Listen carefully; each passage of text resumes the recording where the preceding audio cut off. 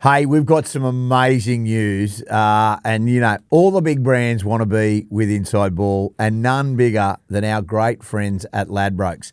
They're now partnering with Inside Ball for the rest of the season, and we couldn't be more thankful. So, what you need to do, if you're an Inside Ball listener, it's that simple. You need to punt with Ladbrokes and get more out of your footy multis. I've got a Ladbrokes app. You need a Ladbrokes app. That's what you need to do. Go and get it. And you punt with Ladbrokes. You make quick, smart picks with stats and insights from the last 5 games. It's all there. All the information you want is right there on the Ladbrokes app. Then you track your multi in real time and within the app. So just like Darcy gave us that amazing multi last week, Cowboys, Broncos, Reece Walsh to score, well, you can get more and more insight with the Ladbrokes app. Jump on the Ladbrokes app today and start your punting journey. It's that simple.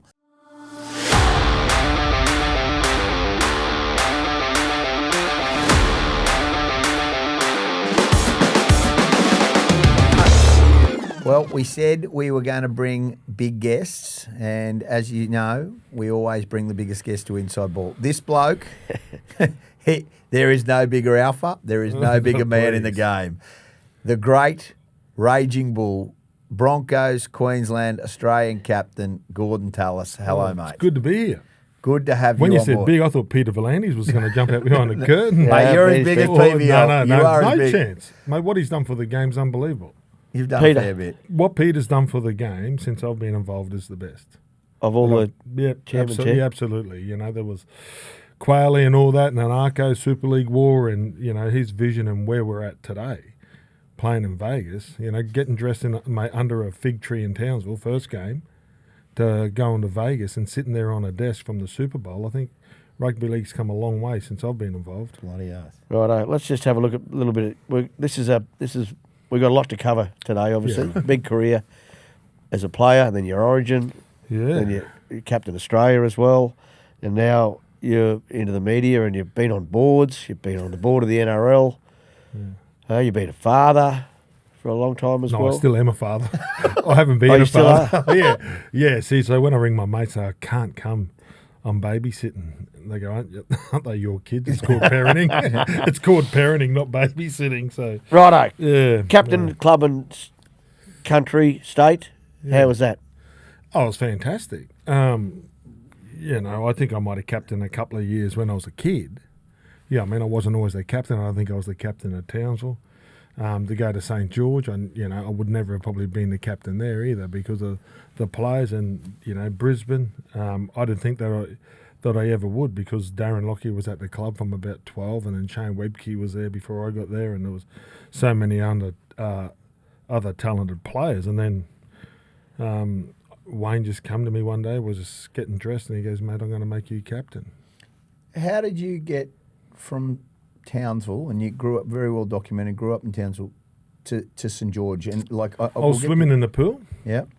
And the bloke's name was Jeff Aiken, and he was the president of Centrals, and he was sort of heavily involved in rugby league. And Bob Pack, he was a High Court judge. Yeah. So they were really good friends with Rod Reddy, and Rod Reddy came up and coached there in 86 and 87 or whatever, and I was about a 12 or 13-year-old kid. He went over to Burrow and he went to coach in England and come back to St. George, and he was coaching reserve grade and assistant coach first grade. That's what happened back then. There was only one coach and then the reserve grade 21s, and they'd have a meeting and get together sort of thing. And Rod was back at St. George and he rang home to see if there's any talented players. And lucky I was in the pool with Jeff Aiken's son Zane, and we were just swimming. And then he saw me and said, Gorden Tallis. That's how I got my start.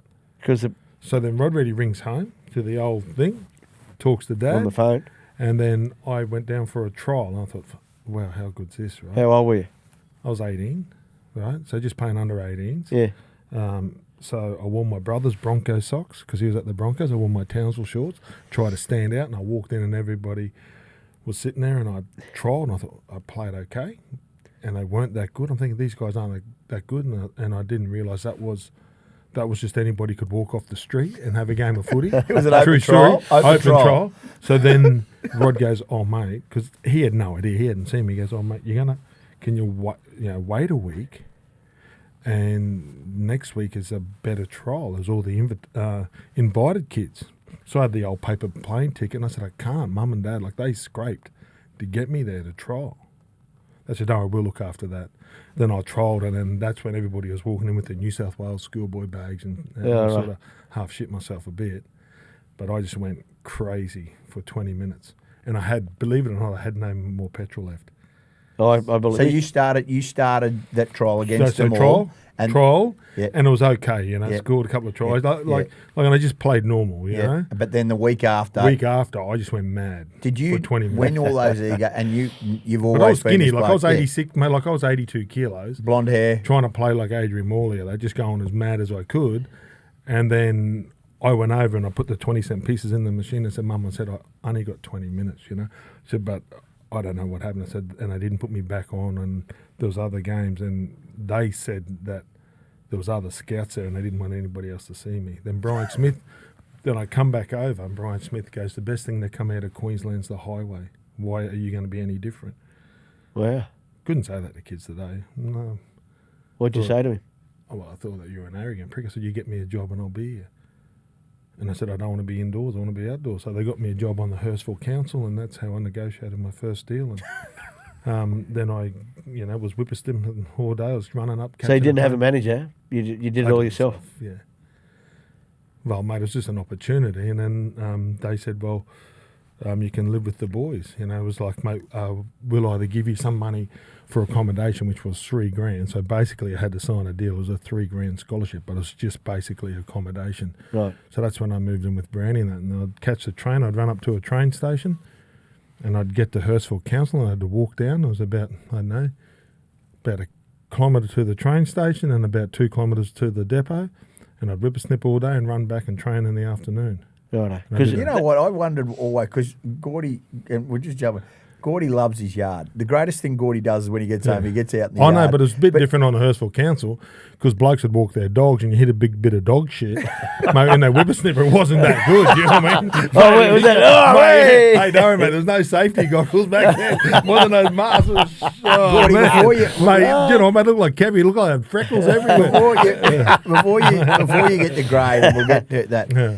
You always talk about the best thing that ever happened at St George was that the Sizzler was across the road for trading. Well, you went to... Well, Brownie, Matty Parsons, Scott Ingram, Scotty Park, Paul Sanderson, we all moved in. Yeah. And, there was Queenslanders, there was 3 New South Wales and 3 Queenslanders. And, and we would cook because someone would, just throw something in the oven or, cook the steaks and we'd have pasta. And then Sizzler was sort of like across the road. And back then, I think it was $7. Yeah. Just say $7 for a thing. Eat. And then a couple of guys, if they're fans, they'd say, oh, mate, no one wanted this hibachi chicken or steaks, and then you'd get the protein. But we'd go over there, and for $7, you couldn't feed yourself back then. Yeah. Mate, I wonder why they're not around. Yeah.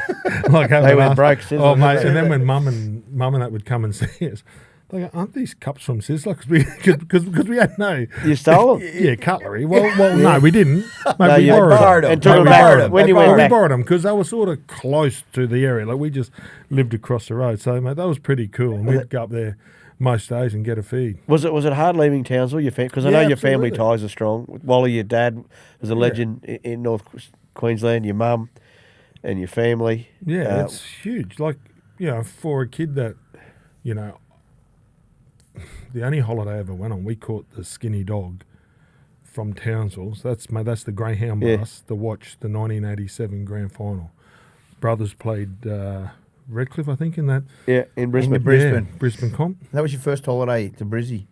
Yeah, we did. Yeah, we had no money. And then the only other time I jumped on a plane, I was 12 to come down and play for North Queensland. So I'd have to go on. We'd sold raffles tickets just to get on the plane to go play. So I didn't grow up on the Sydney Harbour, Dobbo. So, did I. You know what I mean? So then to grow up and do that and then to get an opportunity to come down and play and, to buy a ticket and it was sort of like the unknown. So I was scared and I was scared of the dark. And when they put me in the house, I was the first bloke in the house for 6 days by myself. There was no television. It was... At St George when you got there?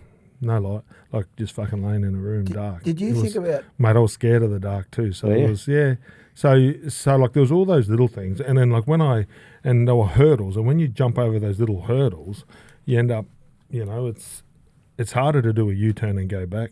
Kevie, you know, like to leave home, and my brother was playing at the Broncos, and he was at Redcliffe and doing all the feeder club stuff with the Broncos. That's Wally Jr. Yeah, Wally. And then all I ever wanted to do Did that inspire you, like when he was doing absolutely, that? Yeah. Absolutely. I looked up to him so much, and then when he went, I think it gave me belief that if somebody in the family can go there and make it in the Brisbane comp, well, maybe I can go. And I didn't look at the Sydney comp as better than Brisbane. I thought winning Manly, South and Redcliffe, I thought that was the best rugby league that I probably ever could have Is that played. a true story? Wayne gets to your house in Townsville? No, that was at the Townsville Sports Reserve. I think it was Wally Lawson, Greg Dowling and Gino's. It was their testimonial. You all played in that game? Yeah, up in Townsville? Yeah. Yeah, so then you guys were getting dressed at the back of the curly bells and just sort of doing that little warm-up. And I went past and Wayne goes, "Hey, what are you boys doing?" I said, "You just signed my brother." He goes, "What's his name?" I said, "Wally." And I just kept on. I said, "But you signed the wrong one."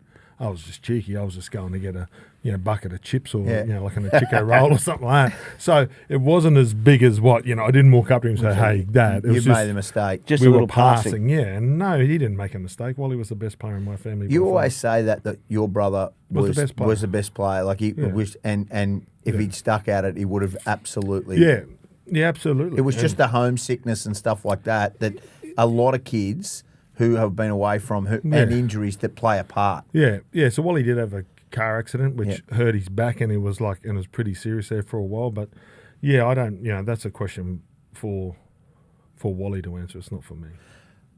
St George, you're playing football. How did you get to grade? Do you remember your first grade debut and how it all went about? Yeah,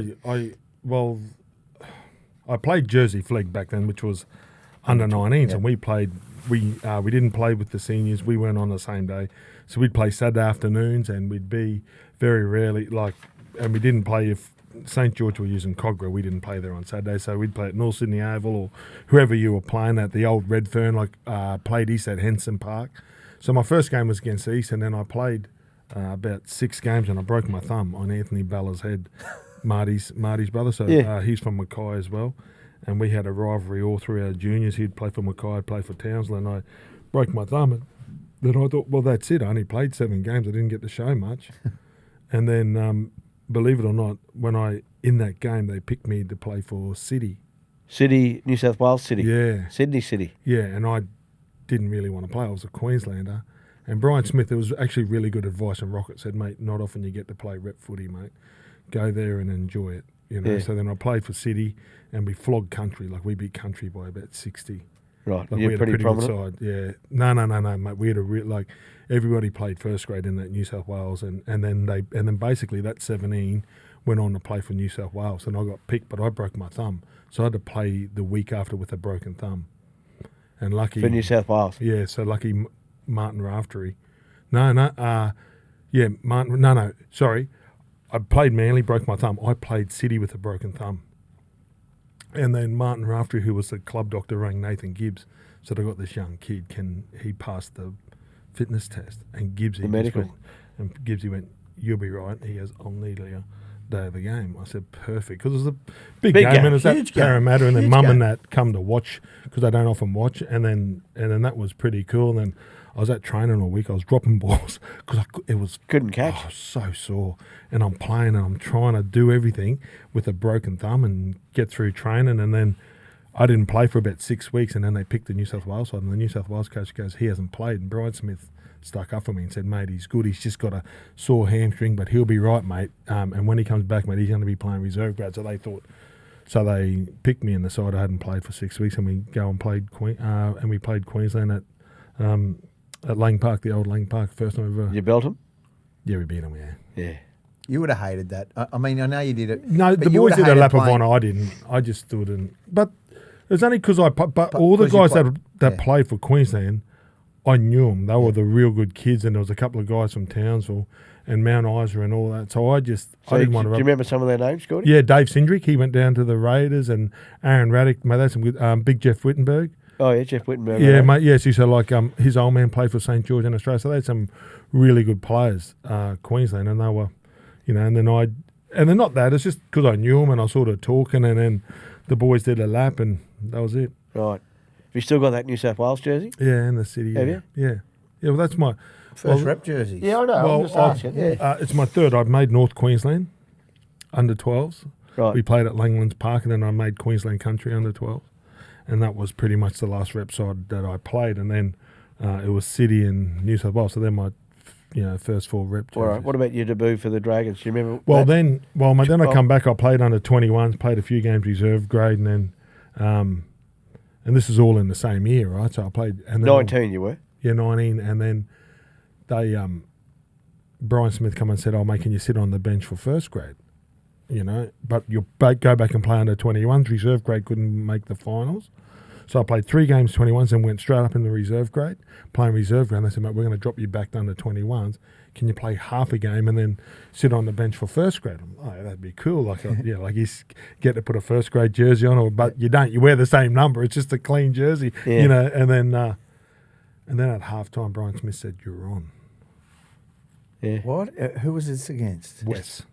And who were hard at that stage. Well, mate, then they were in the finals. Yes, so they were in the top 5. So they had Jimmy Dimmick, Farah, Wynn, Joe Thomas, Darren Britt. Like they had they had a fair side. I think they finished 4th or something. Dragons finished in that. Well, Broncos, you might have finished 1 or 2 that year. Maybe Raiders, Bulldogs, Dragons, West. So half time you get told that I'm on. I only lasted 15 minutes. It was horrible. The kettle. Oh mate, it was embarrassing. What part, Gordie? I've never heard you talk about this. Like what the physicality or just how speed? No, then I was a bit stronger. I'd put Physical. on weight and started doing weights because I never lifted weights before then.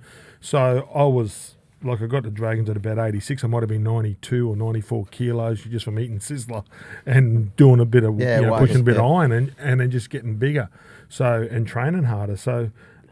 They weren't knocking me around, but the game was, and chasing the game. That's one thing that I used to do because I wanted the ball, so I'd chase it instead of just staying in your slot. Yeah. So the speed of it. And it cooked you in that first game. Yeah, but don't forget, I wasn't mentally ready for it. I'd played, and you like 21s, and I'm sitting there, you have a pie and you have a hot dog, after the game, you have a can of Coke, and you think you're just going to sit there and hopefully the television camera gets you sitting on the bench. Yeah. And as you say, like you would have been lucky to get the last 5-10 minutes of that game. I played 7 games under 19s, 3 games 21s, 3 games reserve grade. And then you're on. I'm not ready for first grade football. Yeah, well, I'm nowhere near it. I'm an 18-year-old kid playing, or not. Well, you were because your coach felt you were. And history, but history shows that you were ready, mate. Yeah, maybe they had more belief in what they saw than what I was feeling. Well, you dominated everywhere you go. And Kevie and I have talked about it heaps of. When in the 19s and the reserve grade, and this. No, reserve grade was tough. Yeah. So under 19s I handled, right? And Nathan Brown was really good, and we had a really good side. Luke Faust, we had a pretty good side, right? So under 19s I sort of handled, and South were a pretty good side, and Joey won the comp that year. Yeah. We didn't get to play Newcastle. There was a few of us out, but Joey won. Under 21s when I played, Manly were pretty good, and I was sort of matching West, Stephen Kearney. There were some big guys, and then when I got the reserve grade, mate, it was it was Wayne Chisholm. Yeah, mate. It was harder. Yeah, they're just grown men. Yeah. Right? And they were if you a bit weren't shitty, playing, and they're either really good, too good for under 21s, or they've been dropped back and they've got the shits. And they're old and they're cranky. Yeah. And that's how I found they'll see a young bull running around. They want to knock the young bull out. Yeah. Yeah, see, so they know what were attacking me, and that's where Wally Fulton Smith was so good. He said, leave the kid alone. Wally, would come and jump in, and I love playing with Wally Fulton Smith. He's one of my favourite players because of that moment. And then that, when you got old and you're cranky and the young kids are coming, you just got to make sure that they can learn their skills and learn their craft without getting beaten up. So you became then this St George super sub. I remember as a event, that was what your role early on. You were everybody was like, Brian Smith has revolutionised the game in a lot of ways because he brought. Well, I just couldn't make the starting side because I had David Barnhill, who's a really tough, good player and played for New South Wales. I had Scott Goulet, who's a dual international. I had Brad Mackay. Right? So, and then fair players. Yeah, so they're 3 really good players. Coming through. Yeah, and then Jeff Hardy was on the bench and Matty Elliott, and they had some really good players. So then I was sort of in that mix, and then I was on the bench and come on, and you know, but those guys are really good. And then because you'd come on and then someone said the super sub, and then when I left the Dragons, it was a sinking sub. Mate, they gave it to me pretty quickly. But so like, and that was fine. Like coming off the bench, Johnny Platt did it. I didn't find Didn't it. bother you at all. Yeah, like it didn't because I was playing first And you grade. killed him as well, Gordie. Like when you came on, you were just like, it But was the like. work's done. Yeah. Mate, the work's done. Like that first 15 minutes of the game, if you're in the middle, it's totally different than the second 15 and the third. And there'll be parts where there's, where you're pushing and your lungs are burning, but it's not as physical as the first 15. 93 grand final. Do you remember much about it? Remember getting beaten. Yeah. I remember playing in the under 21s grand final in 92 and sitting there, and I didn't say it, but I was a Broncos fan, so and all my mates and I played first grade, but when Broncos won, it was their first one, and you didn't cheer because I had St. George shirt on, was sitting with St. George, but I was sort of like, man, that's pretty cool, right? So you played in the 21s grand final? Yeah. Did you win? Yeah. No, we got beaten by West. Right. Yeah, Stephen Kearney, they kicked the field goal. Like, I think the 21s, they beat them 3 times that year. And then they beat them the 4th. Oh. And then that the was 93 92. grand final, I do remember Jason Stevens breaking his thumb. Yeah. With compound from the fracture kickoff. with From the laser. kickoff. Yeah. Yeah, and then I'm thinking, I'm going to go on here. And I remembered the semi-finals. Like, I got man of the match, I think, against the Raiders and the Bulldogs coming in. Leading and they in. were 2 really big games. And I was like, and I was ready to, and then itching to get on. And then by the time I come on in the grand final, it was done. you guys had control of it. Yeah. Yeah, Now we're going to talk it was 14-8, wasn't it, the score? Yeah, but 14-8, I think, yeah. Or 14-6. 14-6 it might have been because we were trying. 28-8 the first one. I remember 92. Wendell scoring the last try in the corner. I don't remember him. No, I don't remember that. Wendell Saylor, I don't the remember Delwell. did you know Gordie at that stage? Like I knew of him. I didn't know you knew his him of him, obviously. Yeah, I knew, But at that stage, Yeah, but don't forget Broncos and Raiders and probably Manly at that time and the Dogs. And Dogs, Yeah, mate, like they were big. Mate, like they were big Yeah. clubs with the Big big players, names, and yeah. Penrith were sort of in that boat as well. So like then, like sitting at home watching grand finals and watching those players, and then sitting there, and playing against them. So you sort of, but Broncos played a style of footy, right, that when you tried to defend them, it was pretty hard. Like they took a lot of, they took a lot of gas. A out lot of like you. the Raiders do now. Yeah, mate. They just take, mate. Like you always got to be thinking in a defensive line, and So We were aware of Gordie, Tallis. yeah, you were. Well, he was getting He so was many headlines, and he was coming the super like, sub, and, But he was destroying people at a young age. Like Gordie, you don't read that stuff. The one thing about you is you do not read media. You don't listen to it. But there was a lot of hype around I only you. went to school till I was 15. Yeah, but there was a lot of hype around you at that age. It's not something that I do is buy the paper and sit there and read somebody's opinion. No, but there was a lot of talk around you. You were being sought after at that stage. Oh, back then, like, I won't say that you didn't notice because you'd sit and watch the footy show, and if they mentioned you, like, you felt good about yourself, or if and you'd be watching it, and they'd have the ABC on, and Roy Masters might say something or whatever, and you would hear that. Yeah. But it's like, as for papers, you didn't read it. Now, I want to do this one a bit differently. I want to do your career right for clubland because there's so many good things. Then we'll talk about Origin, your debut and the like, and then we'll talk about the rep stuff Yeah, I for agree. Australia. Yeah, Okay? I agree. Righto. So, 93, 94, Dragons, right? Then 95. 95. Dragon. You had a fallout with Brian Smith, didn't you? Yeah, I did. Yeah, at training. What was it over?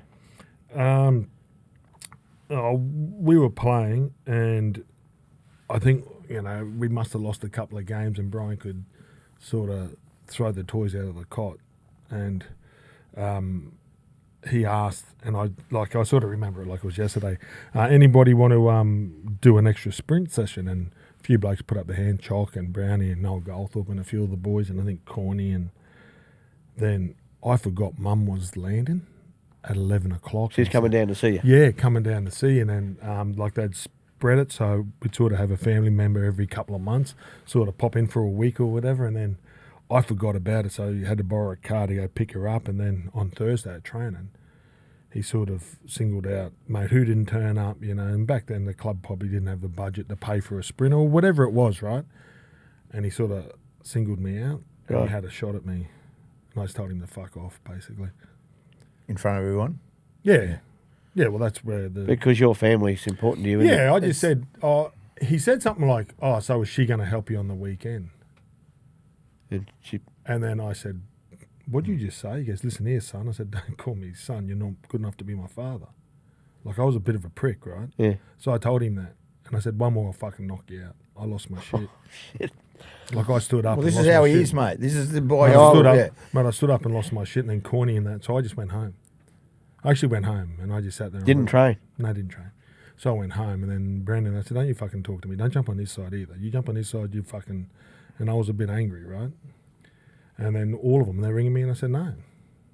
He don't talk to me like that. Yeah. And that was it. Do you reckon that's where it all Well, then started? Brian Gordie? Smith ended up reaching out or something on the Saturday. You played the season out, didn't you? Yeah. Yeah. And I said, don't give me another game plan. I'll play for the boys. I won't play for you. And it happened to be probably 8 of my best games for the Dragons or 10 of my best With games. no game plan. No go. Don't fucking talk to me, yeah. Just leave me alone, I'll play. Which proves that it comes down. So that's what comes in my head.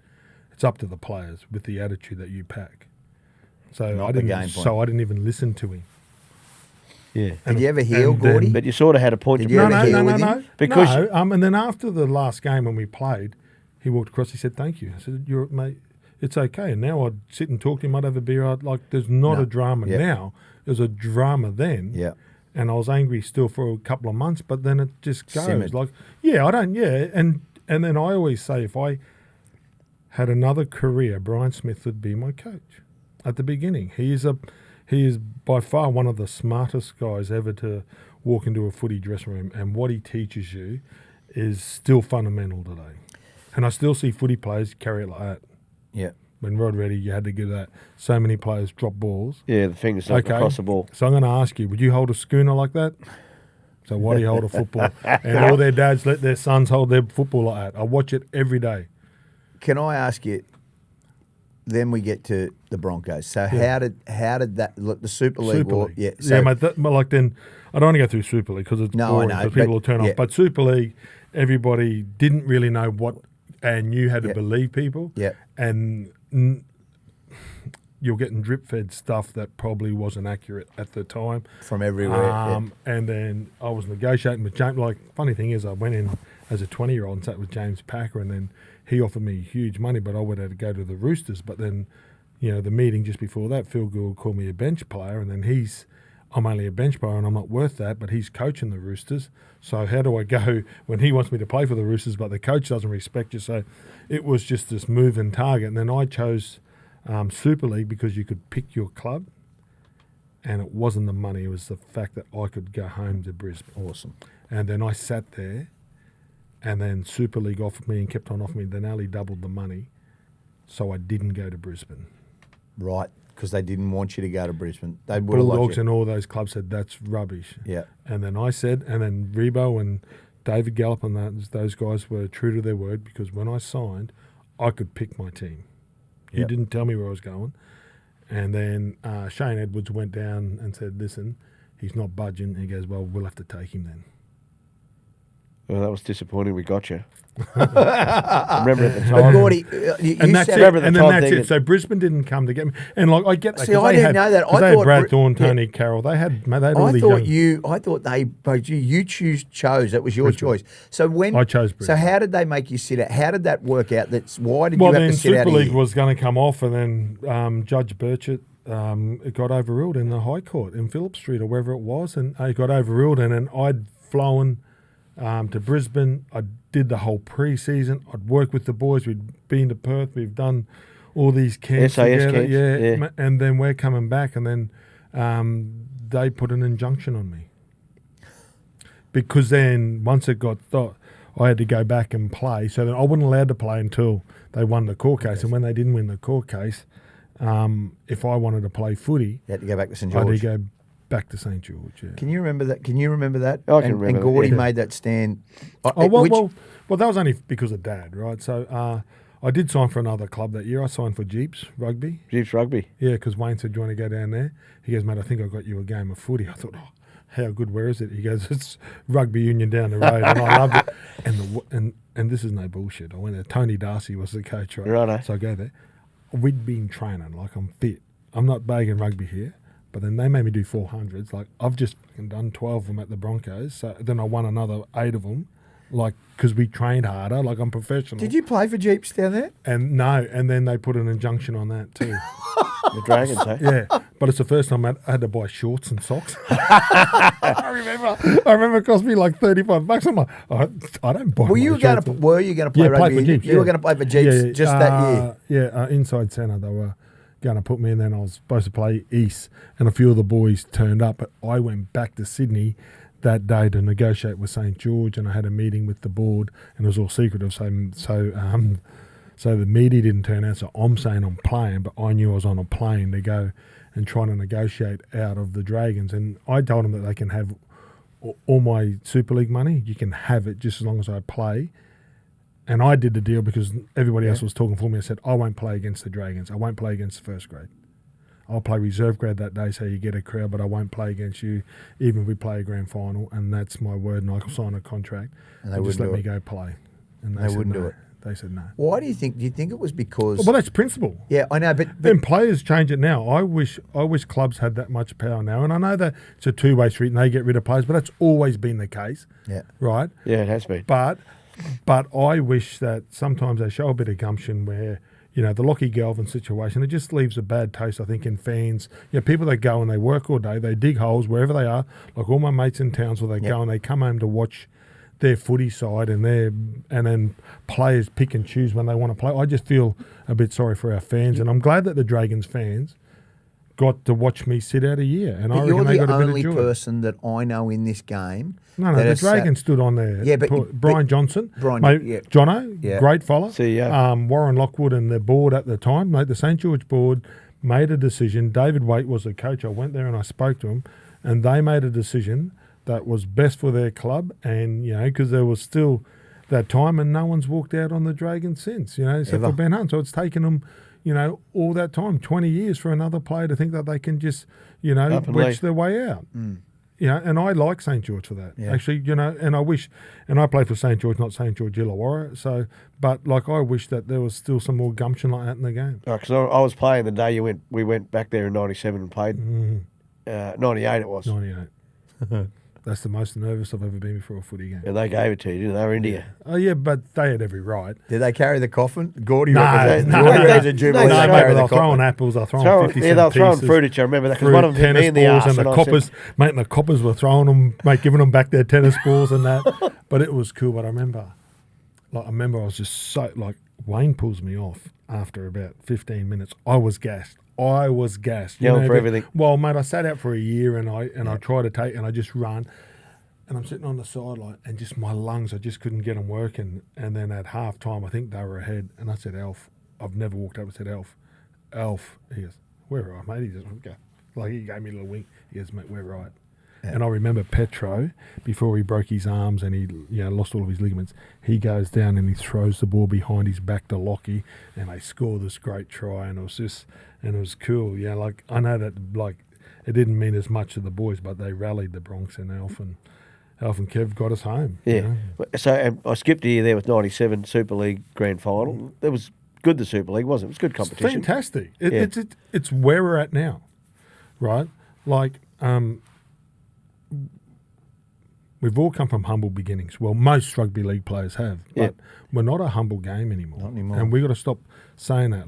We sell out stadiums now. We're in Vegas. That's where the best entertainers in the world go to play. So I think, and I've always said this, if you landed from Mars today and you saw our products, right, and you didn't know anything about any sport, and you put our best game, our State of Origin up there, it's up there with some of the best games that are played around the world. Yeah. And we've got it, and it's because of the athletes, the coaches, and all the volunteers. And I go watch my little son play. I've got 3 sons still playing rugby league, and it's fantastic. And then to go to that in Super League, with their vision and the name on your back, and it was a bit American, but they wanted to make it better. They wanted to drive the business. Yeah. We actually got paid better, Kevie. Oh, 100%. Better back then, and Yeah, When you so talk anybody about that bags it, and whether they're ARL, I agree. they've got to, mate, they've got to thank, because that's when we Well, actually they become had to professional. sharpen their pencil up too, Gordie. Well, mate, and now it's professional. Super League changed what the product game. is today. Yep. Absolutely. It's the greatest thing that ever Packer happened. changed World Series cricket. Yep. Right, and all those cricketers, I can go, oh, they did it. It's Lachlan it's changed changed this it game. now. Lachlan changed this game. Yeah, absolutely. And I absolutely agree with that. The Bronx, you loved them. Your brother played there, and And so when you join there, Kevie talks about it, and up to both the impact that this bloke had when he came there. You talk about there was Thorne and there was all these blokes Lazarus. there. But this bloke, it was. I don't say that missing piece. But your side was unbelievable once Gorden came into it. No, it was good before that. It was good before he came in. No. It was unbelievable. But they won comps, but then he was the missing puzzle for a few years. We won 92, 93, in and around the top 2 or 3 teams, but never won it. And then we signed the Bull. Gordie, and things changed. You won 97, you won 98, him you won and Lockyer 2000. came in. That's 2 good ones to come into your side. Yeah, Lockyer, yeah. And then Webby was coming through at the time. Webby, Petro, Thorny, Tony Carroll was young coming through. Michael Phil Lee was there. Phil Lee. Mate, we do you know what? Like, it we're was lucky. so stacked. Well, and we were really close off the field, and we all had the same dream. Is because Broncos were so successful. Like, I remember when they come out and I was 15. Yeah. And my sister was working for Powers Brewing, right down here. So Bernie Power, and they were the sponsors, and my brother, and then they, look, I sent you something. I would check the mail. I'd stay home from school, pretending to see it, just to see what's coming in, and it'd be like a hat, and they had like the old hats, and then I loved it. Like it swept Queensland, right? Because I was a Winner Manly fan, still am to this day. If I wanted to play for a club, it would have been Winner Manly because of Gino. Yeah. Like the Townsville boys, like that was their base. Colin Scott, Terry Butler and the boys, Tony Camberas. So they'd go there and play. And then the Broncos come in, and it was like everybody's team for me, especially, and they get to play for it, like it was pretty special. And that was because of Wally. Like Wally Jean, Greg Dowling, Colin Scott, like those originals, like and Testman and all those guys. Like it was pretty cool, mate. Like it's cool, because I was 15, right? And when you're 15, you sort of pick a side. Yeah. I mean, like you start getting there, and you probably get a bit of money, and you can buy stuff, and when it's time to really fall in love with the game, the Broncos just come in. And they swept everybody. All of Queensland. Yeah. Can I ask, Smoke and Joe, Gordie, when you met all those blokes because you'd seen Kevie and all that, not that you get nervous meeting anybody, and you've met nervous. Were you nervous when meeting Kevie and all that? The first ever Queensland side in 94, Mal Meninga's the captain, Wally Lewis is the coach. I'm 7 when they played their first game. It's like, man, like Wally Lewis, I shook his hand when I was 12. He wouldn't remember, but he gave me a leather ball at home. If you go in, it's still that leather Adidas ball with Wally Lewis. I think it's the 22nd to the 8th of the 8th, 1985. When he signed it. When he gave it to me. He gave it to me at Playtime for Men. Remember when Magnum PI wore those Tab pants? So Wally must have been the sponsor of Tab pants. So he come up there with those pants, and then he opened up Playtime and then I remember going and meeting him. So to fast forward when you're 94, and then I'm playing and there's Alfie and Kevie. And that's the reason why I chose Brisbane. I've never told him, because Brian Smith was a great coach, but you're always on eggshells. Like, training can't be fun. And then I'd go to training, and Kevie and Alf would train really hard, but it was still fun. There's still a joke in there, and then the time would go quicker. And then he didn't realise that. And then when I'm there, and then I remember after the game, it was the last game here in Brisbane, and I saw Wayne. He goes, "G'day, mate, how you going, Wayne?" I said, "G'day, Gordon." And then I said, "How do you coach these two?" And Alfie goes, "I coach the fucking side, not him." and then you could never have said that around any other coach that I've ever had in my life. So then I thought, and then I went away. Then 95 I played against them, and then 96 Super League broke. And I thought, I've got to go there. I got to go because I'm a bit serious, right?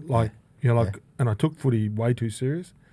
And those guys broke it up where, mate, don't carry your divots and don't carry your losses, and you can still have fun. Yep. And that's where Kevie, And I know that I wouldn't have been the career without Alf. And like Alf, like the first time I ever run on in State of Origin, it's noisy. It's at Melbourne. It's 94.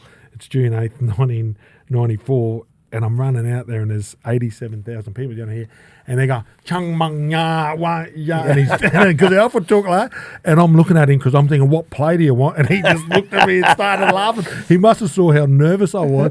And he just started trying to telling take me the nerves out of you. you know, like just to point everywhere. And I'm like running around and he just laughed at me. Like just relax, man. It's a game of footy and we'll get through it. What premiership side out of those? 98. 98? 98. Just unbelievable. I think 98's the best side I played with. Churchill medal. Yeah, I mean, 2000's the closest side I ever played with. Yeah. Because losing Alf, Steve Renouf, G, Ryan, all those guys, and to have this young, Platty, like we lost a lot of talent, and to have all those young kids coming through, Lottie was young, and Brad Myers and Dane Carlo, and then Harvey Howard come to play, and big Harvey, and then Kevvie was injured a bit. I think he had a calf and a quad that year, and it was sort of the young guys' turn to really stand up and own it, and we had to be close. Like we were and Thorny and Webby were really good that year. Off the field, we'd go and have a feed, like to make the forwards together. And we just were so close. And then that's the glue. If you're not close off the field, you're never going to win on. No, I remember the '98 grand final, the semi-finals, and Alf and I went and watched the Bulldogs. You remember this story? I remember. Alf and I went and watched the Bulldogs, and they won. So the following week at training, I think it was training. It might have been for a game. Alf and I said, we'll get these forwards fired up here. So we started talking a bit louder with each other. I said, what about that Bulldogs forward pack, Alf? How good would it be to play behind those? And Alf said, it would be amazing. Just a little bit of time and space and how tough and aggressive they are, Webkey, these fellas. Did it? It pissed us off. We're all hearing it. Mate, because I was talking, mate, you see that? And they just kept on, and it was genuine talk on how good they played. Yeah. It wasn't teasing, it wasn't, but and it's just like, mate, see, what about that shot? And they're just talking about how they were playing. And it wasn't over the top.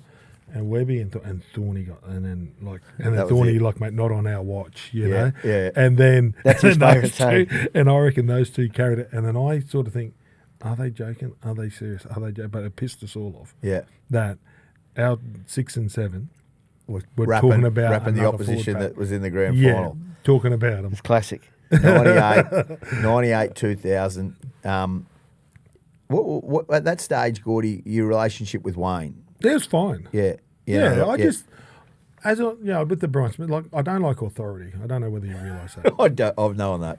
Yeah. So, and I got a problem with it, and I don't like it. I don't like being told what to do. You ask me what to do, and I'll do it. You tell me what to do, and you back it. And I don't know why, and I know that that's a fault, but I just can't. Just who you are, mate. Yeah, but I just can't change it. So when Wayne, when they tell you to, I just say, whatever. I don't know why, and I think, God, he's my boss. I got to, but it's like, I'm not doing it. I remember the 2000 year, so I was injured a lot. But Gordie was then. I think you were the captain then when I was out, weren't you? I captained most of that year, mate. So it was good to have you as vice captain. But I remember, it might have been after a game. We're at the Leagues Club, and I don't think I played. And Gordie came over to me. This is about 3 weeks out from finals, and I said to him, "How do you think we're going?" He said, "We'll win it this year." I said, "Oh, really?" I said, "Why do you think that?" He said, "Just trust me. You get yourself back on the field, I'll get you over the line." Because it was my last year, Yeah. And then his form from then, and Darcy will have to get this one up. It was a try against Parramatta in the major preliminary final that he scored, and I reckon it's one of the greatest individual tries I've ever seen in a big match. Where well, you put on the play. You come up with that play. Well, but did I pass you the ball? Yeah, that was the play. Me pass you the ball. No, and you run over. So you are unbelievable. No, I didn't do much. No. So we'll dig it out. I'm going to go out, just get one marker to come out, hit Kevvie. Kevvie's going to and then take the other marker. Then I'm coming back through the middle and hitting this line, right? Yeah. And Well, they moved a little bit, but not much. He moved He more ran than the I- ball. he He just- ran a- I reckon you beat 6 or 7. the good thing is Hindmarsh was there. Hindy was Carlos, one of the ones you ran over, Mate, like, they weren't like They weren't weren't scrubs. duds. They weren't duds, scrubs. They were all good Yeah, footballers. yeah, but and Thorny, but it was In the grand final, yeah, was but great you know what, too. Kevie, mate, we were at the paddock and you must have felt bad because you didn't play. I wasn't playing much, no. Yeah, and then man, you were our leader, and Lockie and Webby were there too, and we just said, man, just get you, like, you're our captain, you get back on, because we needed his experience, and just the calmness. And then I remember before the grand final, like, we had the grand final breakfast. Was 2000 when you guys got on the piss before the grand final? Yeah, it was, yeah. Well, we didn't some get of on the us piss. more than up. There wasn't a lot. It was just a few, Down the rock. You know, No. holding a few schooners. Yeah, you mate, know. like you weren't pissed, but you had a few beers where if someone saw it, They'd they'd say. know that you'd, like, if you're there for, say, 3 hours, they don't know whether you've had 5 or 10 or 3 or whatever. You know, some people were drinking. And then we got up on the Sunday morning and it must have been in the paper. Yeah, it was. And I think Buzz said that he got the story. This bloke goes, mate, the Broncos are on the piss down at the After Orient." the grand final breakfast. Yeah, you know, and I'm like, couldn't be. And then I'm going down to breakfast. I thought you were joking. You go, mate, it's in the paper. And I'm thinking, oh, you gee me up. Nah. Wayne goes, what about this? Fucking trying to get us and all that. You know, Yeah, right. mate, he's eating his, like, porridge or whatever. And I'm like, Wayne, what about that? Yeah. Benny Eichen said, "Oh, that's." He said, "Some of the boys have got like red eyes," and Wayne said, and Ben Eichen, in defence, said, "Yeah, no, a few of them have been swimming early in the pool and they didn't have any Bit of chlorine's got them." But it was, Oh, okay, fair enough. This No, bullshit. This here, look. but it was funny. But yeah, that mate. But and then that whole beer, right? Yeah. We're talking because it was the Olympic year. Yeah. And Nike had those silver boots, and Wendell. So Kathy Freeman wore a silver suit. Wendell was going to wear, and I'm superstitious, right? Yeah. So I'm going, Wendell, you can't wear them. He goes, mate, I'm wearing them, and not because he's an individual, and you know. Yeah. I said, Wendell, man, like Changa Langlands. Yeah, the white boots. Yeah, I said, mate, Changa. I said, mate, no. And he goes, mate, I'm big I'm deal, Wendell. big deal. And next minute, Wendell, to his credit, I said, Wendell, if you're a team man, you don't put pressure on us, man. Don't put any extra pressure. We're playing the Roosters. They'll fly and Freddie, you know, like Rico and Fletch, mate. They were on a roll singing, mate. Like, they had enough to go. And then, to Wendell's credit, he didn't wear them, but he wore them in the World Cup because the World Cup was that year, and he wore them, and he got man of the match in the in the silver boots in the grand final. So he probably should have worn them because every time he made a break, he made about 8 breaks. Oh, he And made Luke Phillips tackled him every time. Big diamond. Maybe Diamond the got silver him. boots. Yeah, mate. Do you know what? If he had those silver boots He on, did have a Wendell- big game Yeah, in 2000. Yeah. Wendell? Yeah. Oh, massive. Him and Lottie on the wings. Gordie, crikey. the changing of the guard when you became captain of the club. I mean, I know you're not superstitious, but Mate, I'll tell you, right, so it's a big honour, right? yeah, Kevie goes, come over and have a beer, and I go over there, and, you know, we're having a beer at his place, and he's not going to remember this, but he gave me a photo of us two holding up the trophy, and it was framed, yeah, you know, and it was like, good luck, mate, hopefully you can do this, which was really nice. And then he goes, mate, I wore this. This was the last training shirt I ever trained in. Mate, you don't even remember. I remember. And he gives me this training shirt. He goes, mate, that's the last time I ever trained, mate, as a Bronco, and I want you to have it. And I'm like, oh, yeah, that's pretty cool. And he just starts laughing at me. but like, it's cool, you know what I mean? But, like, to get that, and then I didn't do that to Lockie, but I probably should have, but we didn't hold up a trophy. yeah. Yeah, that's the disappointing part. Like, when it was my turn to crack the whip, you know. And then the worst thing was in 2001 when I hurt my neck. Yeah. Like, that's when my arm got taken off me. But I would have loved to have. But that's hindsight, and I wouldn't change it because it's who I am. But I would have loved to have 3 or 4 years as the Broncos Extra. captain. Yeah. Right, not 12 games. Or no, sorry, it was round 13. Yeah. So I don't know how many games I played, but I was probably 13 games as Broncos captain before I got injured, where I would have loved to have. Do you reckon it changed your footy? Yeah, easy. Yeah. Because Easy. just, and I'm not even comparing, but I've done the What do same. you mean being captain? No, the when neck. with the neck. Yeah. So it takes your Yeah. armour away. Yeah. Yeah. So then you start thinking. So I never worried about who I run into when I was doing it, what line. You just run it, you pick it, and it was all. And then after a while, you start second guess yourself, and I don't know what it's like, but I always say it's I dropped my sword. I still had the armour on, but I didn't have any attack in me. So you missed. You had the surgery.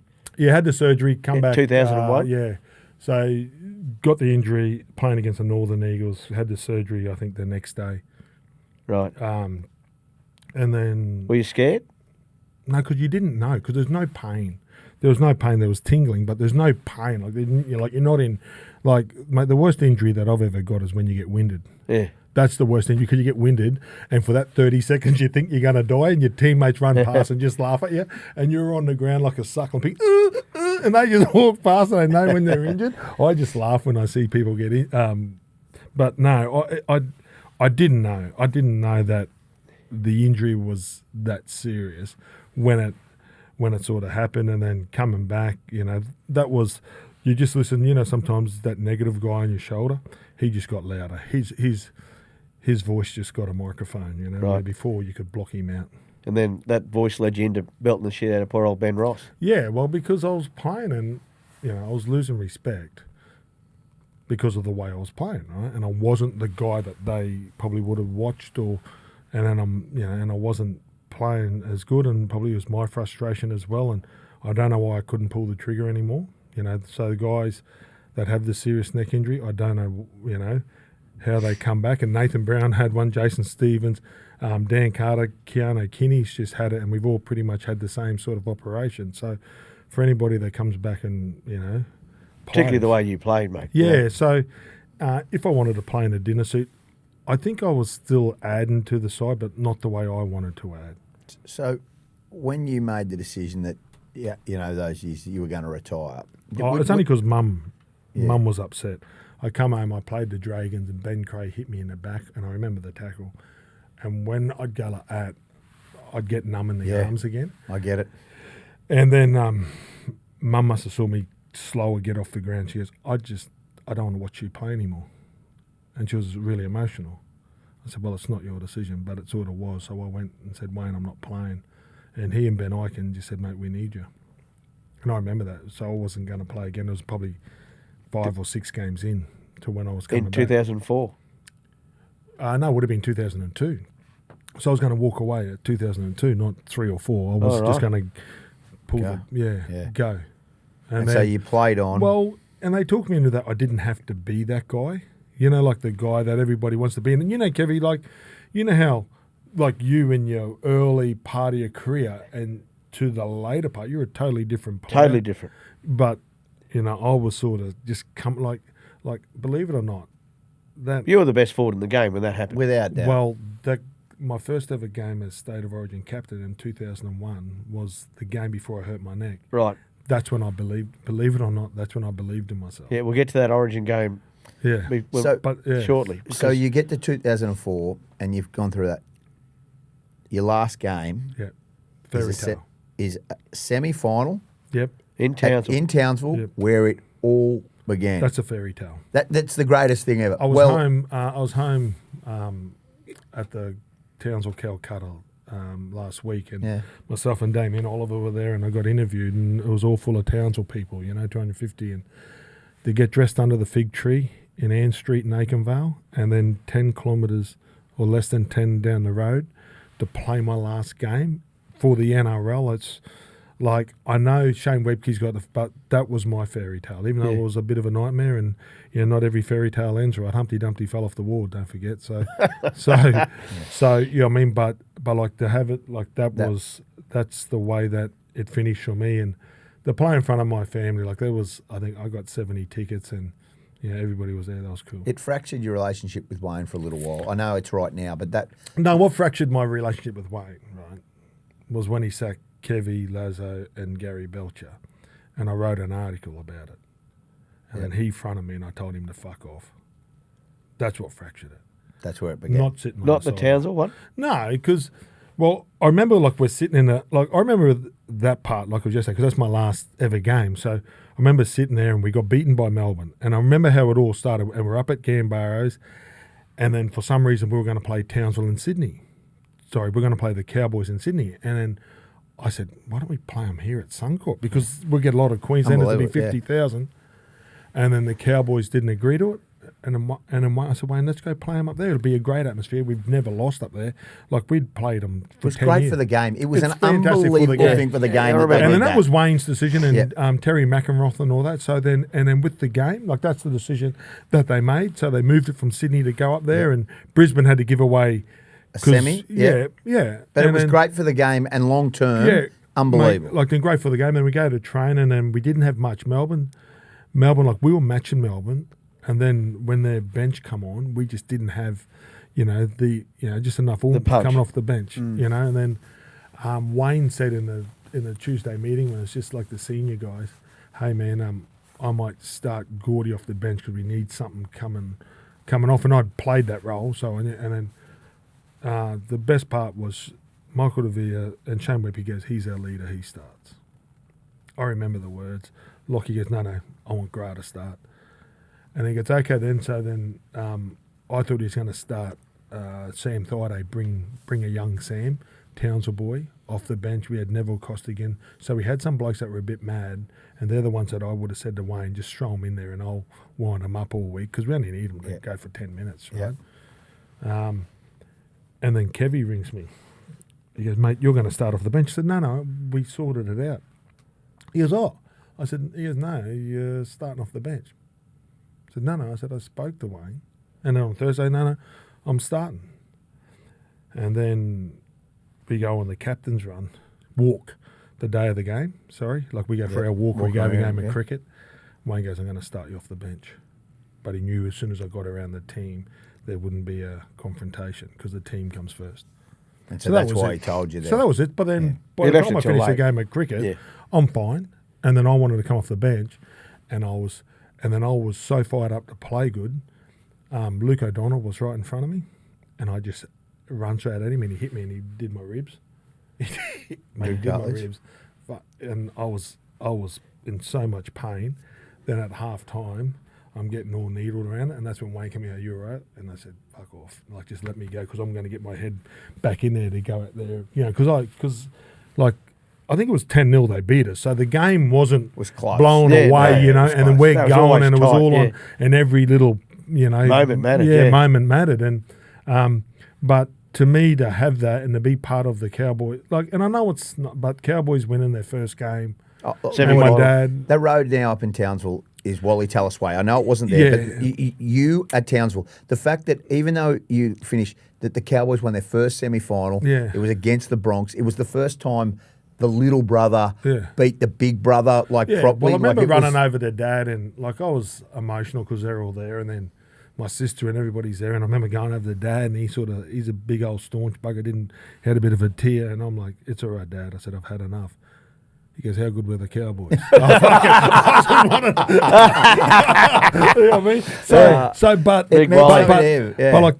But that's our family, right? So they're so loyal. It'd be like if Ipswich come into the comp, Kevie, and your dad's standing there. It's just, because they've given all my uncles, all my cousins, like everybody's played for North Queensland, and to go home, Townsville's always going to be home, and to watch where they're at now. Yeah.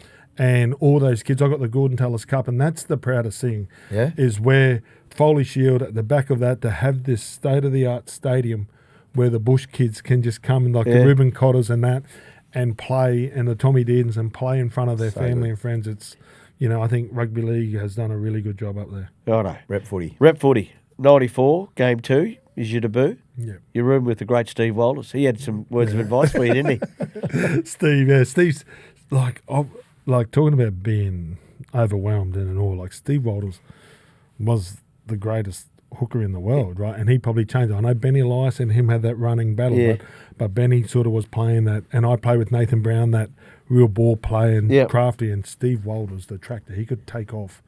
Like, I remember in the game, he takes off and he shows me the ball, and he straightens and he runs over Paul Harrigan. Yeah. He was strong, the tractor. Strong track, but he was built low, and he was like he was probably the same size as Webke, sort of thing. Yeah. Like, he's just, and then solid, and then because he was so muscly, and he took off his shirt one day, and we're going to get dressed, and he's looking at himself in the mirror, and he goes, just flexing he was. And he goes, what's it like rimming with the world's best? And then mate, it's really good. Like, mate, it's really good. Like, I'm really enjoying the week because it's Steve Wilder. But he's just gearing me up, But like then, and Pearl and yourself and Kevie and, Michael Hancock and, Honey, like, and old guys were there and Gilly. Like, it's really cool to watch those guys and then to play your first game. And as I said, that was Mel's last year.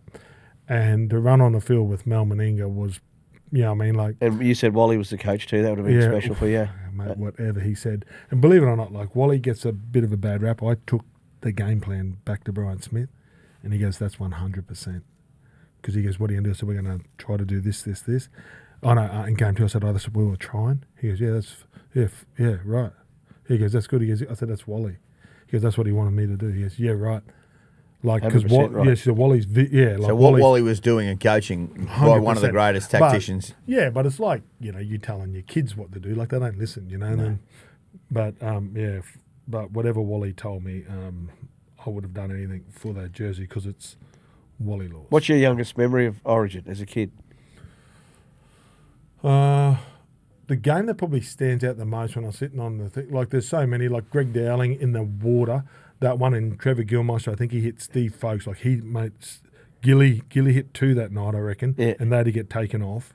Like that was really cool, sitting on the couch and just watching Trevor Gilmeister just smoke them, which was cool. And then the one when Mel Meninga had the cheekbone and they're sitting there, I think that's when Wally scored and he beats Mortimer and Laurie Daly or whatever. To the try line, like that I sort reckon of stuff, I reckon sitting at home then, and then believe it or not, I watched a guy in '98 in game 1 put a kick in and we come from behind in that game. Oh yeah, I was suspended. You missed that game. Yeah, I've elbowed Marty Lang in the forehead.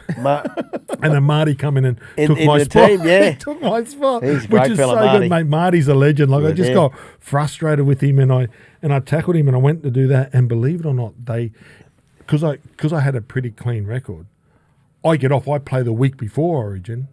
They sent me straight to the judiciary. I got equivalent to 8 weeks. If I looked at it then, it's a rort.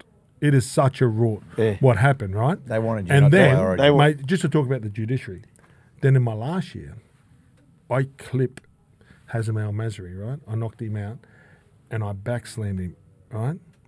And they were getting me for a head slam, but because I knocked him out in the tackle and his head, and he couldn't control his head, so I said, oh, Wayne, and I was a bit tired. I said, Wayne, mate, I need these I need the 2 weeks off. Wayne comes and sees me, he goes, mate, you're going to beat it. You got to fly down. Right? Then I'm playing for the Dragons, right? There's a big punch-up with us and the Bulldogs, right? We're going mad. And Darren, Britt. So I'm fighting Dean Pay and the boys. Like, we're all into it on the sideline. Semi-final. And Britt's choking me, right? And he's got me.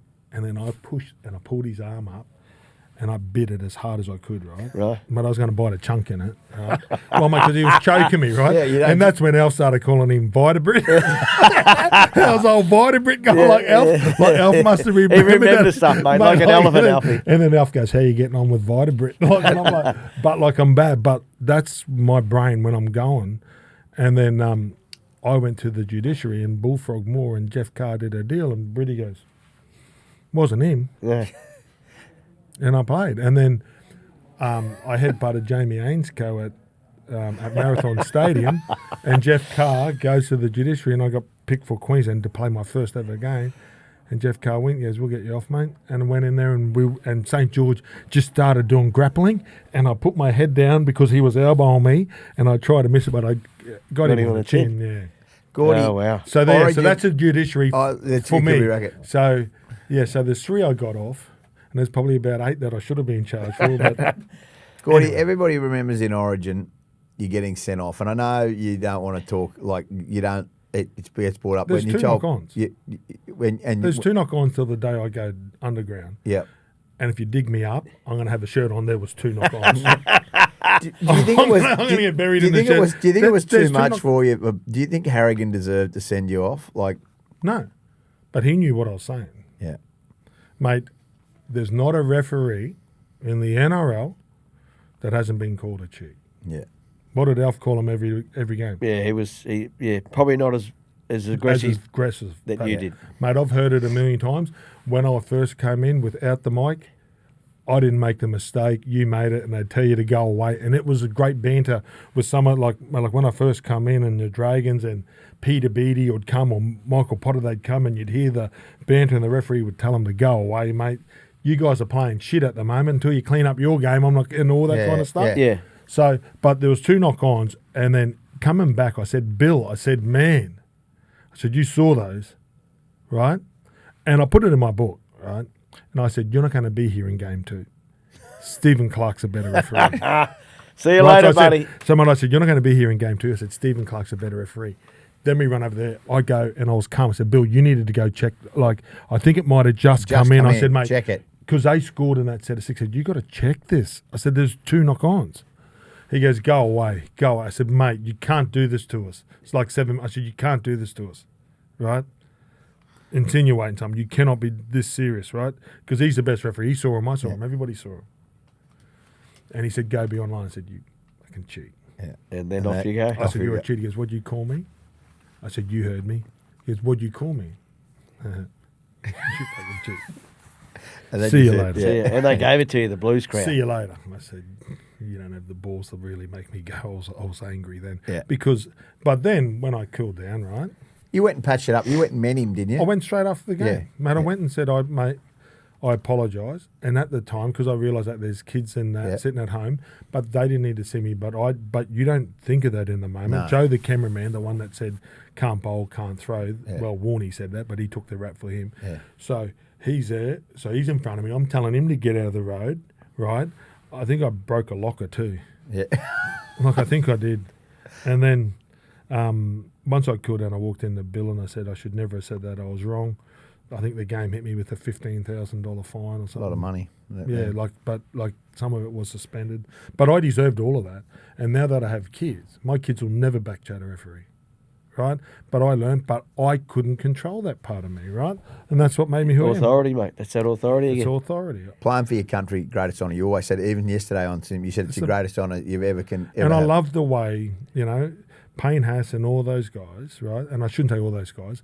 All our leading players that are born in other countries going and playing for it. And the window wasn't playing for Australia like Izzy for Lau on that. And if they go play, and if we're looking, not now, 20 years down the track, and there's, in the village rivalries, I don't know too much about Samoa and Tonga, like I haven't been there, but if they've got their own sort of state of origins and big leagues in their countries because those guys go back and play, they're the pioneers right now. And it's better for our international game.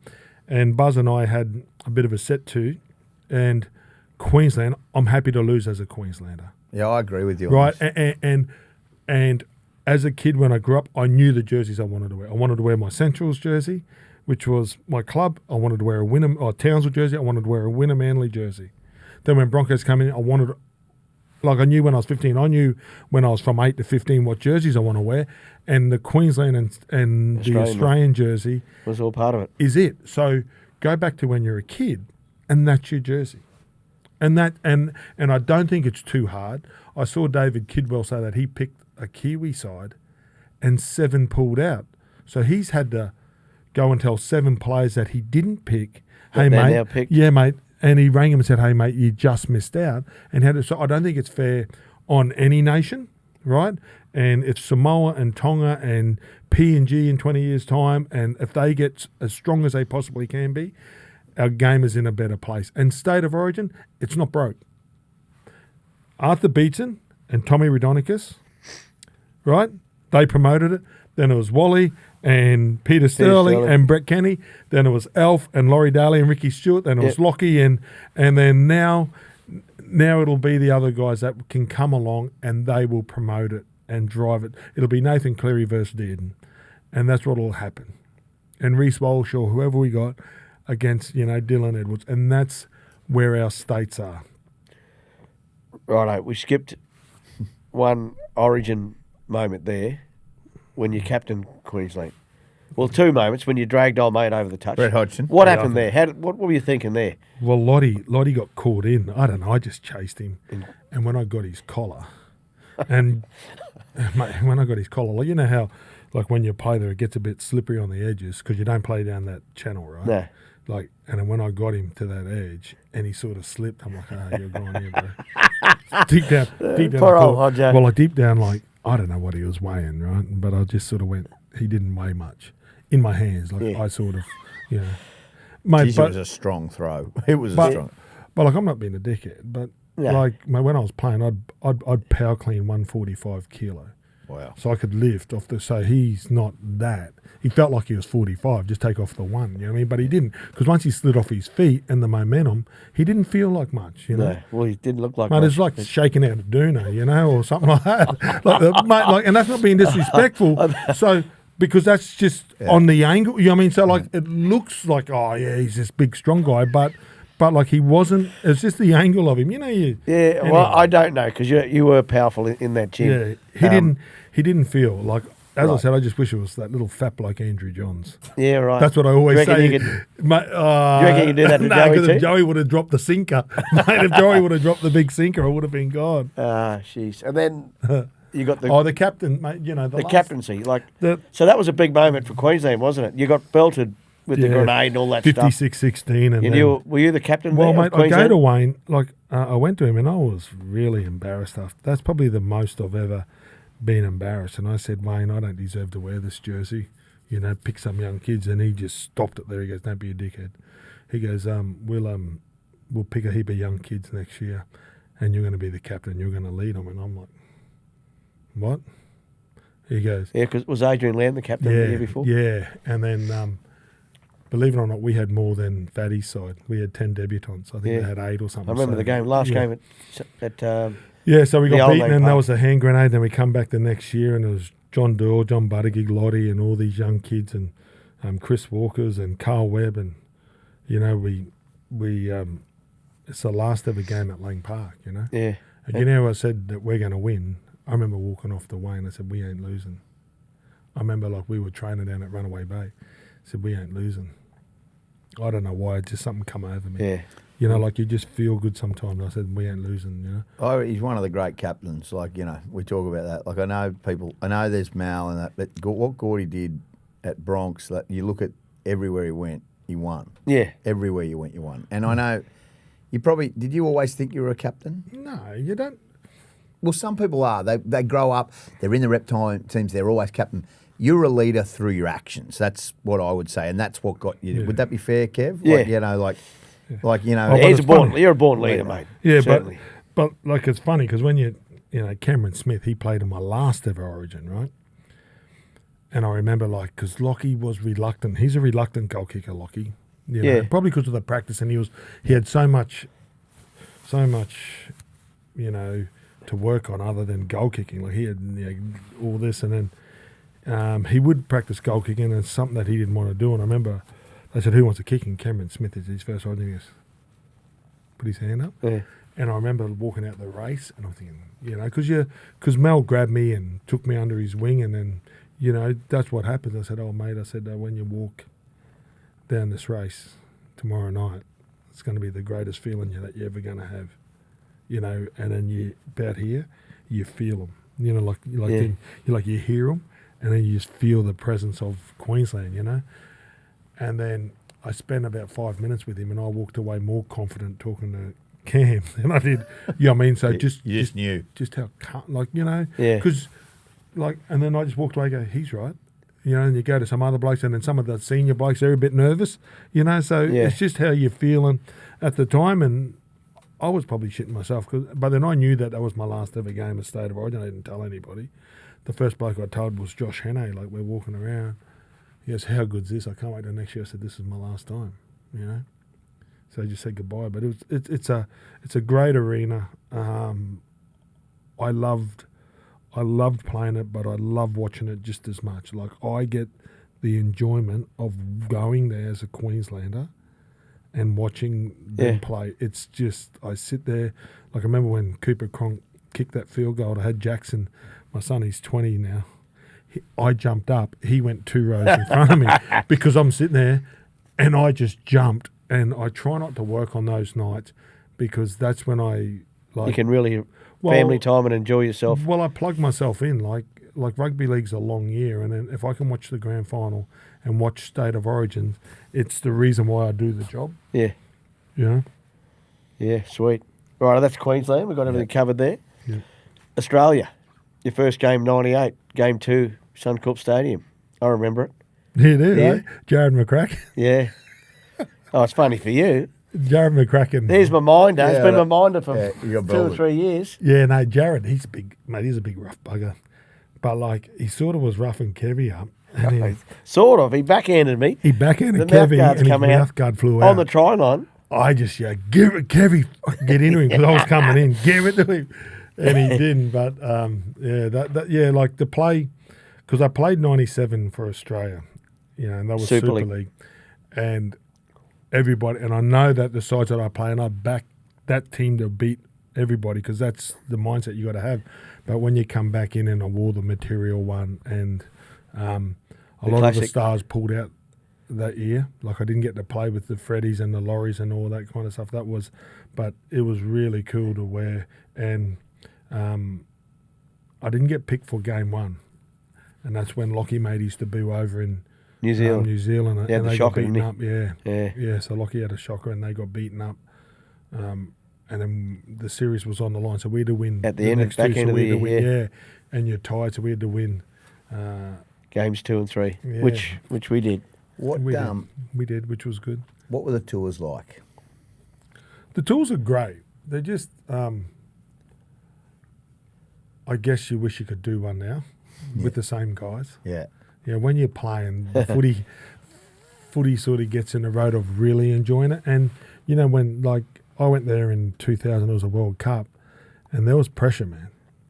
There's pressure for you to win. So it's a relief, and then we'd had a big year, like we won the grand final, and, we'd played a lot of footy, like we had a really tough preseason because of the year when we fell out in 99. So that was a really long year. It's probably nearly 12 months of playing. So right at the end, I was sort of out of gas, but it was so cool to play. I remember Brad Fittler saving us. We were getting beaten by Wales, and Freddie took the game by the scruff of the neck. And, Did he? Yeah, absolutely he did. And in 97 to play at the old Wembley. Huge. And that's pretty cool. And Bradley Clyde played. I remember Clyde standing up in game 3. So we won at Wembley, then we got beaten. I got sent off or sin binned. Big Andy Farrell, the coach of the British and Irish Lions. He runs a line. I flew out, I hit him, and it was off the ball, but like he looked like he was going to get it because he was always going to get the ball. He was a big dominant bugger. And then we sort of clashed, and the ball goes behind. And then they sent me off. Yeah. And then I was like, that's not right. Like the decision's just a sin bin or a penalty. It's not that. And then we got beaten. And then in game 3, like I remember Clyde getting up, and remember Clyde got knocked out. He did, that's right. Yeah, so like, and just the passion he showed, just realised what it was like to play for Australia. How many tests you play for Australia, Gordie? 17 or 17, yeah. something And like was it 17 Origins too? And then the 3? Yeah, 3, yeah. Well, the worst thing about State of Origin is I retired from 1 year. Like, mate, I could have played one more year. And I played 10 years of it. So I should have 30, but I should have 33 Origins. Well, but I don't think it's how many games it's your impact. Yeah, I think so, mate. Of course It's your it is. impact. Arthur Beetson played 1. Yeah. No, Arthur Beetson played 1. I agree with that. Adam Mogg, the series he had, were unbelievable. Like Sam Bacco, the series he had. Hey, and then I used to tell the young guys, it's not how many you play, it's how you play them. Yeah. It's better to burn out than fade away. Well, I'm telling you, he gave it all when he was good. playing. Righto. Post-career, Yeah. Yeah. and we won't hold you too much longer, but we work, obviously, all of us together in the media. It's all right, I've got to go home and do the washing, so I'm happy to stay because but you've got can do this for 4 unbelievable days. career in the media, and you've been, and I say this, you are the most sought after media talent in No, this I'm game. not. Well, No, I'm not. I just got to roll, right? And I'm lucky enough I stood at little Billy's footy and I just listen and talk to people and hear what they're saying. So now I sit there and I'm a fan. yep. So that's all I try to do. I try to stick up. So first of all, when I'm on 360, the first people I want to stand up for, probably the players. Yep. And then if it's not the players, well, it's the fans. And if it's not that, it's the club and who's doing it wrong. And if you pick those 3, you're not gonna be. And But you've always been. I don't sort of get, and I don't get rung up. I don't get asked for favours. I'm not bored, right? And that's really hard if you're a journalist and you need to go get the story. So what I've found is the journalists work really hard because they'd ring the club. The club would go, oh, I can't really tell him. So they tell him 50% or 60%. Then the manager tells him 60%, and the player tells him 60%, and he's got to put it together on what 60% to believe. So, and then we can sit there and shoot it down. But it's a tough job to keep on, getting it right. So the ones that get it right and get the stories, and as I said, sometimes it's the stuff you don't say, which is really powerful. And like I'm how you say, but to sit on 360, Braith does a great job. I really love the boys, and I spoke to Matty Johns last night, but I really missed that couch because it was they have Fletch and Hine that they just do an amazing job. That was your relief. You looked like you had so much fun, and I understand because of 360. Well, I'm nervous because of what Fletcher's going to say.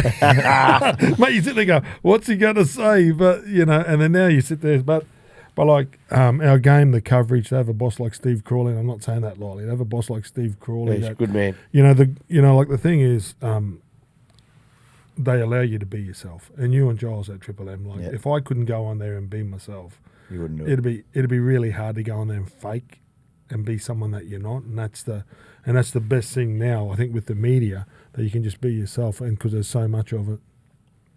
We've got a couple of quick fire questions. If you weren't involved in rugby league, right? Just say rugby league was taken away from you as a kid. Yeah. What would you be doing now, you reckon? I would have loved to be a PE teacher at school. I would love to have been a PE teacher or a policeman. Right. So you like the authority side of it, don't you? With the policeman, mad badge. You look at me. You got me. I back. just reckon you could change people. That says you could help people. Yeah, no, just because you drive around with a bit of authority, right? Yeah. Right. And everybody got out of your road when you were a copper back in my day. Yeah. Not now. Not anymore. No. No. Righto. Couple of footy questions. Toughest opponent. Jeff Tuvey. Jeff Tuvey. Well, you be his size and have his career. I saw him hit Chief one day. I saw him get in front of a lot of people, Jeff. And when I look at Jeff Tuvey, and this is no disrespect here. This is actually respect. He didn't have the best passing game. Didn't have the best kicking game. Right? And played for Australia. And won grand final. Jeff Tuvey. Yeah. Like, could you imagine, right? I'll put this scenario. If Jeff Tuvey's Willie Mason's size, what happens there? Yeah, it's a different story. Even if he's your size, it's a different story. Just imagine if he's Adrian Morley's size. You ain't running anywhere near Jeff Tuvey. No, you're not. You know what I mean? Cool. You know what I mean? So that's what, you know what I mean? Like, if everything being equal, I think, and the Preston Campbells, Alfie Langer's another one. Yeah. Mate, Alan Langer, right? To put like... You got a favourite Alfie story? I like the one when Wayne, I think they've gone out in New Zealand. Oh, yeah. But I can't tell that one because that's the one I tell at all the lunches. No. But I was really nervous one day. Do you remember okay, I'll feed you here. Alfie, do you remember the time when we played Cronulla at Cronulla? Yeah. In 99? Yeah.